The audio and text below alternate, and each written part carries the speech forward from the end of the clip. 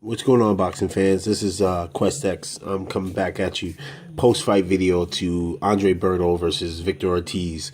What can I say? I told you guys, Berto had this fight. I knew that Victor Ortiz would pull some fuckery. Yes, was the uppercut vicious? Was the uppercut precise? Yes. But Victor Ortiz is what Victor Ortiz is, and that is and always will be a quitter. Guy does not have it mentally. I knew the dude was fucked when he started singing, in the pre-fight interview. And hey, it is what it is. Congratulations to Berto, man. You redeemed yourself as far as when it came to that first fight. You were the much more patient and intelligent fighter. Yes, it did seem as if Berto was a bit jittery in the first two rounds. I think Berto just really, really does not at his core like the guy, Victor Ortiz. And I think that he just wanted to come out and just end it. And he felt in his heart of hearts he was better than his first performance against Victor Ortiz. And I just think he was just so amped up that it took him a bit to kind of calm down.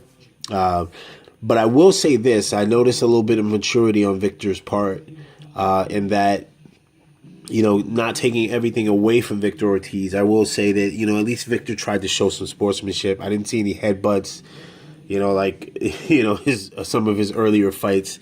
But the body language was all over the place. This guy, Victor Ortiz, is just not...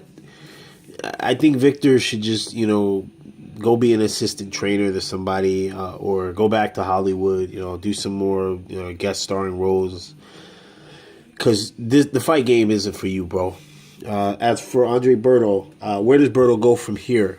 I think Berto has to rely on his boxing ability rather than his...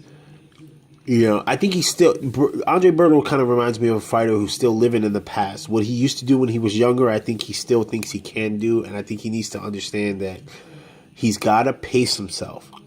And he's got to understand the difference between effective distance and ineffective distance.